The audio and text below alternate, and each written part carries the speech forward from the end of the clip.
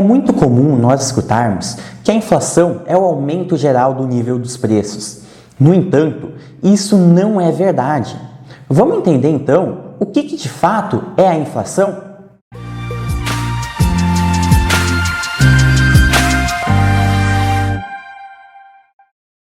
Oi, tudo bem? Se você não me conhece, eu sou o Gabriel Conversani, sou assessor de investimentos credenciado pela Ancord e eu tenho especialização em investimentos Ambima. Então, vamos entender de fato o que é inflação. Antes, só quero fazer um aviso, principalmente para aqueles alunos nossos de certificações, de cursos para certificações, como da Ambima e da APMEC. A inflação, nessas provas de certificação, o conceito que é cobrado é justamente que é o aumento geral do nível dos preços. Então, se cair na prova, marquem essa questão. Marquem essa alternativa. No entanto, é muito importante que a gente vá além da prova, além do que é cobrado de fato nas certificações e entenda na prática o que significam os principais conceitos. Vamos ver então o que é a inflação, o que ela gera. De fato, uma consequência, uma grande consequência da inflação é esse aumento geral do nível dos preços, mas esse aumento geral não é a inflação. Não é o fator causador da inflação, mas apenas uma consequência. Então, vamos entender de fato por que não faz sentido dizer que a inflação é o aumento do nível dos preços. Para isso, vamos pegar um exemplo.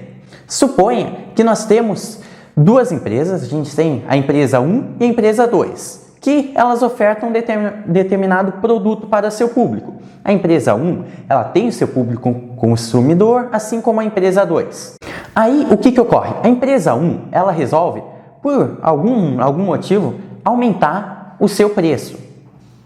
Quando ela aumenta o seu preço, os consumidores que consomem mais da empresa 1 vão ter que pagar mais por determinado produto, pelo produto que a empresa 1 oferta. E aqueles consumidores que não querem pagar esse preço maior, o que podem fazer? Podem acabar migrando a sua demanda da empresa 1 para a empresa 2, ou seja, passando a consumir da empresa 2. Então, como vocês podem ver nessa imagem, agora a empresa 1 tem menos demanda, ou seja, tem menos consumidores, e a empresa 2 agora passa a ter mais. Então, faz sentido que a empresa 2 ela aumente o seu preço na mesma proporção que a empresa 1 aumentou o seu preço? Não faz sentido, porque ela acabou de ganhar mais consumidores, justamente pelo fato de que a empresa 1 aumentou o seu preço. Então não faz sentido que a empresa 2 faça a mesma coisa e perca esses consumidores que acabou de ganhar. Então é uma tendência então que a empresa 2 ela não aumente o seu preço e mantenha assim essa maior quantidade de clientela. Se a empresa 1 ela quiser recuperar esses clientes, então ela possivelmente vai ter que abaixar um pouquinho os seus preços. Ou ela pode acabar mudando seu posicionamento, buscando clientes de uma renda maior. Bom, aí já é outra discussão. Mas o que importa aqui é que a empresa 1 ela teve a sua quantidade de clientes reduzida por esse aumento de preço, e a empresa 2 ganhou com isso. Então manteve seu preço, ganhou mais clientes. Mas vamos supor que a empresa 2 ela resolva aumentar os seus preços, o que não seria nenhum absurdo, claro, porque pela lei da oferta e demanda, a demanda aumenta, então a demanda da empresa 2 aumentou, então seria normal também que ela aumentasse o seu preço, justamente para conseguir repor mais o seu estoque, para conseguir manter a sua quantidade de vendas. E se isso ocorre de fato, se ela aumenta o seu preço, aí esse consumidor da empresa 2 que quer continuar pagando menos, o que ele vai fazer? Ele pode acabar comprando de uma outra empresa, de uma terceira empresa, a empresa 3, que, entre aspas, acaba roubando esses consumidores, entre aspas, porque obviamente não é um roubo, é simplesmente uma escolha voluntária do consumidor. Então o consumidor passa a consumir mais da empresa 3, que não tem o seu preço aumentado. Esses exemplos mostram de uma maneira perfeita o porquê que uma empresa aumentar o seu preço não vai fazer necessariamente com que outras empresas aumentem os seus preços, justamente pelo contrário. Quando uma empresa ela aumenta o seu preço, isso até mesmo incentiva que consumidores passem a procurar outras empresas que tenham um preço menor do que a empresa que aumentou o seu preço. Então, basicamente, quando uma empresa aumenta os seus preços, não gera necessariamente o aumento dos outros preços das outras empresas desse setor. É claro que em determinadas situações a gente vai ver um aumento geral dos preços de determinado setor. Por exemplo, quando os insumos, como o petróleo, por exemplo, aumentam, então é possível sim que determinado setor que tenha o seu preço muito afetado pelo preço do petróleo acabe sim aumentando os seus preços em geral. No entanto, é improvável que isso aconteça em todos os setores da economia. Por que todos os setores, ao mesmo tempo, iriam aumentar o seu preço mais ou menos na mesma proporção? Não faria muito sentido. Mas por que então ocorre de os preços dos setores em geral e das empresas em geral aumentarem no mesmo momento? Isso ocorre por conta da desvalorização do dinheiro. E é justamente isso que é a inflação, a desvalorização do dinheiro. Por quê? Quando o dinheiro está desvalorizado, as empresas elas vão passar a exigir uma quantidade maior de dinheiro das pessoas, do consumidor, mas não por conta necessariamente de um aumento da demanda, mas apenas porque o dinheiro em si está mais desvalorizado. Então, para elas receberem o mesmo valor que receberiam há tempos atrás, quando o dinheiro não estava desvalorizado, ela vai ter que exigir uma quantidade maior desse dinheiro que hoje vale menos para suprir essa desvalorização do dinheiro. Então é a desvalorização do dinheiro que é a inflação que gera o aumento geral do nível dos preços. Bom, mas por que o dinheiro ele desvaloriza? O que faz com que o dinheiro desvalorize? Bom, isso pode ser explicado assim como a gente explica qualquer dinâmica de elevação ou redução de preço na economia, pela lei da oferta e demanda. Quando a demanda por dinheiro ela aumenta, é uma tendência que o preço ele vai aumentar. Quando a demanda reduz, é uma tendência que o valor do dinheiro ele reduza. Mas aí você pode me dizer, bom, mas eu sempre vou ter demanda por dinheiro, eu sempre vou querer dinheiro, inclusive eu sempre vou querer mais dinheiro. E quem é que não vai querer mais dinheiro? Sim, isso é verdade. Mas para isso eu te faço pensar em outro exemplo. Imagine uma Ferrari. Todo mundo, ou a maioria das pessoas pelo menos, gostaria de ter uma Ferrari, mas são pouquíssimas as pessoas que realmente têm os recursos necessários para possuir, para comprar a Ferrari. Demanda não é a mesma coisa que desejo. Quando você deseja alguma coisa, você simplesmente quer isso. Mas quando você tem condições e necessita de determinado bem, é aí que de fato está ocorrendo a demanda. Então, o desejo por dinheiro ele sempre vai existir, mas a demanda por dinheiro ela vai ocorrer quando? Quando existem determinadas trocas voluntárias, e uma troca voluntária ela torna necessária a existência de um meio de troca. Ou seja, quando eu compro alguma coisa de determinada empresa, eu preciso de um meio de troca para estar adquirindo o bem que eu quero. Então eu entrego dinheiro, o dinheiro é o meio de troca. Quando tem mais trocas voluntárias em uma sociedade, então a necessidade de meios de troca ela aumenta. Por quê? Porque cada troca voluntária exige sim um meio de troca. Então, por exemplo, nessa imagem que vocês estão vendo 4 diferentes trocas voluntárias. Então, nesses casos, cada troca voluntária torna necessário um meio de troca. E quando as trocas voluntárias elas aumentam, ou seja, quando tem um aumento do número de trocas voluntárias em uma determinada sociedade, então a demanda por dinheiro ela vai aumentar. É uma demanda que surge naturalmente. Tem mais trocas voluntárias, provavelmente porque tem mais produtos e serviços sendo ofertados. Então a demanda, a necessidade de meios de troca, ela aumenta. Como o meio de troca que a gente tem é o dinheiro, a demanda por dinheiro, ela aumenta. Simplesmente porque a necessidade por dinheiro aumentou. E quando a demanda aumenta, o que vai ocorrer então? Vai ocorrer uma valorização do dinheiro. Então, quando a demanda, ou seja, a necessidade por dinheiro, ela aumenta, Então, o dinheiro ele vai valer mais. E quando o governo, nesse caso, em que a demanda por dinheiro está maior, ou seja, quando o dinheiro está mais valorizado, quando o governo ele imprime dinheiro nesse caso, o que vai estar acontecendo? Ele vai estar aumentando a oferta de dinheiro, e quando a oferta de um bem aumenta, é uma tendência que o preço ele reduza. Então, quando o governo imprime dinheiro, ele vai estar inflacionando o dinheiro, vai estar fazendo uma desvalorização do dinheiro. Mas nesse caso, pelo menos, o dinheiro ele já tinha valorizado por conta de um aumento da sua demanda, ocasionado por um aumento das trocas voluntárias, que na prática é uma aceleração da economia, uma economia mais aquecida, com maior geração de empregos. Então, nesse caso, a valorização do dinheiro ela deve ocorrer por conta desse aumento da demanda, e a desvalorização do dinheiro, ou seja, a inflação, vai ocorrer por conta da impressão de dinheiro por parte do governo. No entanto, como por um lado vai estar valorizando pelo menos, essa desvalorização ela vai ser um pouco amenizada justamente pela valorização decorrente do aumento da demanda. No entanto, o governo ele não imprime dinheiro só quando a demanda por dinheiro está maior. O governo ele imprime dinheiro em diversas situações. Uma situação que o governo também imprime dinheiro é quando a economia ela não está crescendo, também não está reduzindo, não está resfriando, como a gente chama. O governo também pode imprimir dinheiro quando a economia está em situações normais, quando está em nível normal de trocas voluntárias, de negociações de bens e serviços. Então, em situações normais, o governo também imprime dinheiro. Só que nesse caso, o dinheiro não vai estar valorizando por conta de um aumento de trocas voluntárias, porque não vai estar ocorrendo esse aumento.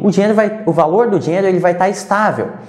E se nesse caso o governo ele imprime dinheiro, ele vai estar aumentando a oferta de dinheiro em circulação e ele vai estar desvalorizando o dinheiro. E essa desvalorização ela não vai ser amenizada por uma valorização do dinheiro, porque esta não vai estar ocorrendo. Então, assim sim, as pessoas vão sentir bem mais essa inflação, ou seja, essa desvalorização do seu poder de compra. Mas pior ainda é quando a quantidade de trocas voluntárias em uma sociedade não está nem estável, mas sim reduzindo. Ou seja, quando tem cada vez menos trocas voluntárias, quando tem cada vez menos bens e serviços sendo ofertados, menos negociações comerciais sendo realizadas em uma sociedade. Porque aí a demanda por dinheiro, ou seja, a demanda por meio de troca, ela vai estar reduzindo.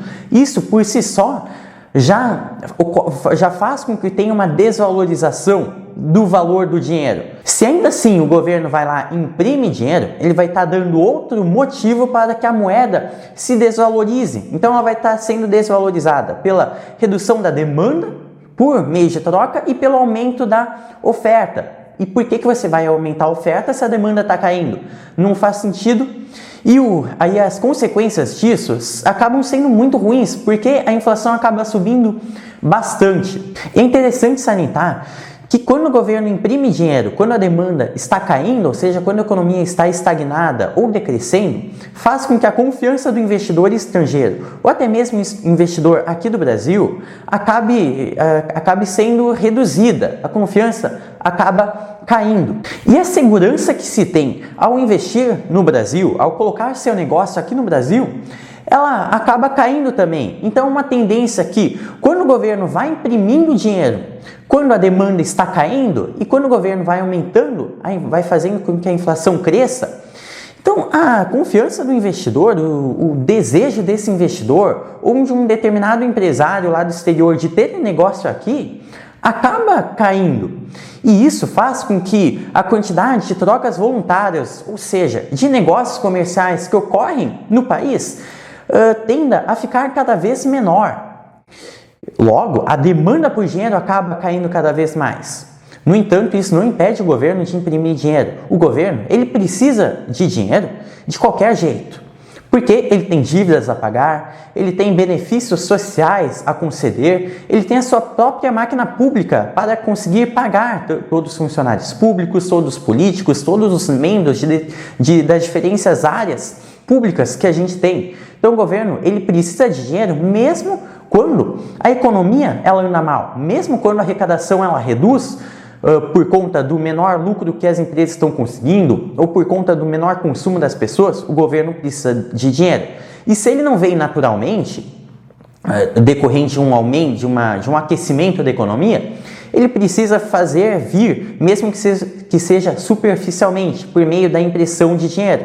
Vocês podem perceber que isso acaba gerando um efeito bola de neve, porque quanto mais a economia está mal, mais o governo precisa imprimir dinheiro, precisa conseguir dinheiro superficialmente, mais o governo imprime dinheiro. E quanto mais o governo imprime dinheiro, mais a insegurança no país aumenta, mais afasta o investidor, menos trocas voluntárias tendem a ocorrer. E quando menos trocas voluntárias ocorrem, mais dinheiro o governo tende a imprimir. Então é um efeito bola de neve que, se ocorre de maneira muito acelerada, muito grande, podem gerar consequências catastróficas para o país. E quando isso ocorre de uma maneira muito forte em uma determinada nação, esse país pode acabar entrando em uma crise e pode ocorrer, na pior das hipóteses, uma quebra da moeda. Então, por exemplo, a moeda da Venezuela, hoje ela não vale praticamente nada por conta de várias políticas que foram realizadas lá no país. A Alemanha, logo depois da Primeira Guerra Mundial, a época que os alemães eles queimavam dinheiro para fazer fogo, já que o dinheiro não valia nada. A gente inclusive tem um vídeo sobre isso, caso você queira ver. Mas enfim, esses países são exemplos ótimos para a gente conseguir estudar, porque para eles foi muito péssimo, né? Mas são exemplos muito bons para que a gente consiga entender o efeito que uma hiperinflação pode ocasionar para os moradores dessa nação. Hiperinflação que ocorre quando a inflação acaba sendo muito grande e maior do que 50% ao ano. Então, é muito importante os países tomarem muito cuidado com essa impressão muito acelerada de dinheiro, principalmente quando a economia ela não está crescendo, porque aí a demanda por meios de troca não está crescendo. E quando é feita essa impressão de dinheiro, sem que a economia esteja crescendo, a tendência é que a inflação cresça bastante, cresça consideravelmente. Mas é importante eu salientar também que não é só o aumento da oferta de dinheiro que necessariamente vai gerar a inflação. Então, a inflação ela ocorre quando o dinheiro desvaloriza. Quando a demanda por dinheiro desvaloriza, então, a inflação ela vai ocorrer, o dinheiro passa a valer menos. E quando que essa demanda ela vai cair, além dos fatores que eu citei, é principalmente quando a confiança do investidor na moeda em questão ela cai. E essa confiança pode cair. Bom, um motivo principal é esse aumento da quantidade de moeda em circulação quando a economia não está crescendo, porque aí o risco de ocorrer uma inflação futura, ele cresce e afasta o investidor do país. Então esse é um fator muito importante. Além disso, insegurança jurídica, insegurança política no país acaba afastando o investidor, principalmente o estrangeiro e também o investidor brasileiro aqui do país, fazendo com que a demanda por real ela reduza. Isso porque, basicamente, por quem é que vai querer ficar em um país onde se tem tanta insegurança? Seria melhor então ir para um país que tenha mais segurança. Então, esse é um fator também que faz com que o investidor ele se afaste do Brasil, reduzindo a demanda por real. Mas então esses são fatores muito importantes que mostram que a inflação é a desvalorização do dinheiro. O aumento do nível dos preços, ele é ocasionado pela inflação.